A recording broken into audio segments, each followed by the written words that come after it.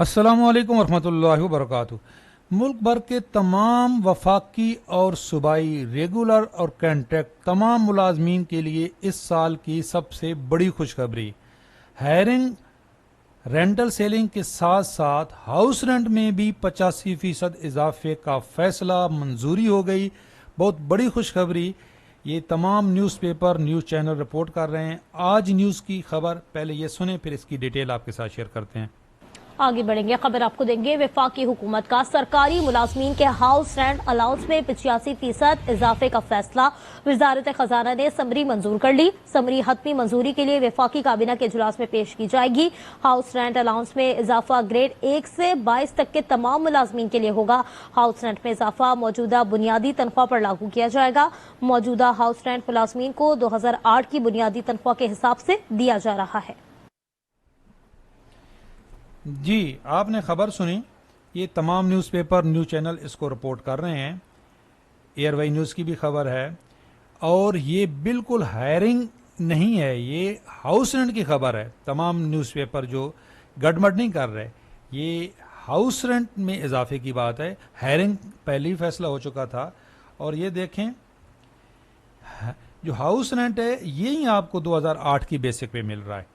ये 2018 में आखिरी दफ़ा इजाफा जो हुआ, 2008 की बेसिक का 45% बड़े शहरों में और छोटे शहरों में 2008 की बेसिक का 30%। इस वक्त हाउस रेंट, ये जो नए भर्ती होने वाले हैं उनका चार्ट आपके सामने है। ये ग्रेड 1 से 22 हाउस रेंट कितना है। 18वें स्केल का जो हाउस रेंट है जी वो 8,715 है। 16वें स्केल का हाउस रेंट इस वक्त 4,091 रुपये है बड़े शहरों में। छोटे में इससे भी कम है। तो ये एक देरीना मुतालबा भी था और पे एंड पेंशन कमीशन की रिकमेंडेशन भी थी। तो आज ये अच्छी खबर आ गई। ये देखें, इसमें यह भी क्लियर लिखा हुआ है कि ये कॉन्ट्रैक्ट मुलाजमीन को भी मिलेगा। तो कॉन्ट्रैक्ट मुलाजमीन को हायरिंग तो नहीं मिलती, हाउस रेंट ही मिलता है। तो हाउस रेंट में भी बड़ा इजाफा होने जा रहा है जी। ये बहुत बड़ी खुशखबरी है। हायरिंग में जो इजाफा होगा वो भी 85% ही होगा। ये चार्ट में हमने आपके साथ शेयर किया था। ये तो बहुत बड़ा इजाफा है और इंशाल्लाह इसकी भी अप्रूवल हो जाएगी। साथ साथ हाउस रेंट में भी इजाफे की अप्रूवल हो जाएगी। ये आज के तमाम न्यूज़पेपर न्यूज़ चैनल की खबर है। एक और बड़ी खुशखबरी है सिंध से। जो सिंध के मुलाजमीन का एग्रीमेंट हुआ था, अब बाकायदा तौर पे फाइनेंस डिवीजन ने ये नोटिफिकेशन जारी कर दिए। नए पहले नोटिफिकेशन वापस ले लिए। ये देखें, 10 अक्टूबर कल के ये दो नोटिफिकेशन हैं, जिसमें एक में 31 जुलाई का नोटिफिकेशन वापस लिया गया, ये जिसका वादा किया गया था। सबसे बड़ा नुकसान इस नोटिफिकेशन से हुआ था। जो नए रिटायरमेंट लेने वाले हैं इनकी 31 जुलाई से पहले और बाद में आधी आधी पेंशन रह गई थी। तो सबसे बड़ा फ़ायदा ये है कि जिनका इस दौरान जिन्होंने पेंशन ली है, जिन्होंने रिटायरमेंट ली है, जिनका नुकसान हुआ है, वो भी दोबारा से उनकी कैलकुलेशन हो सकती है। वजह क्या है कि ये नोटिफिकेशन जिस दिन जारी हुआ उस दिन से इसको मौखर कर दिया गया। दूसरा, ये नोटिफिकेशन 18 अगस्त का कबल अज़ वक्त रिटायरमेंट पे जुर्माना लगाया गया था, 55 साल की शर्त ऐद की गई थी। ये नोटिफिकेशन भी वापस हो गया।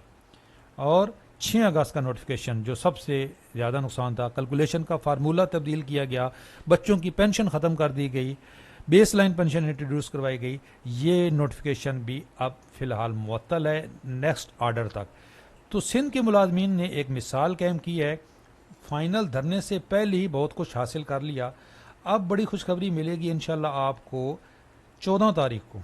14 अक्टूबर अहम दिन है सिंध के मुलाजमीन के लिए भी और पंजाब के मुलाजमीन के लिए भी।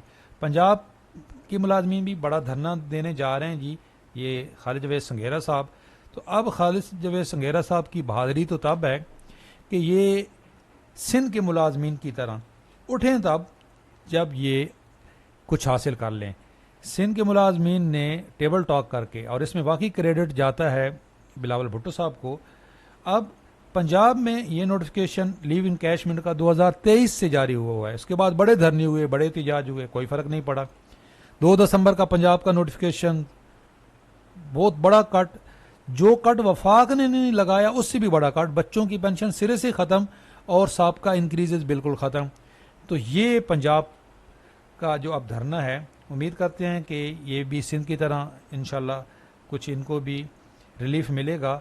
और सिंध के मुलाजमीन की ये जो मीटिंग है, इसमें इंशाल्लाह ताला आपके ये जो मुतालबात हैं, और बिल्कुल जायज़ मुतालबात हैं, एक तो ये जो चारों नोटिफिकेशंस हैं इनकी वापसी, और वो हो चुकी है अब परमानेंट वापसी।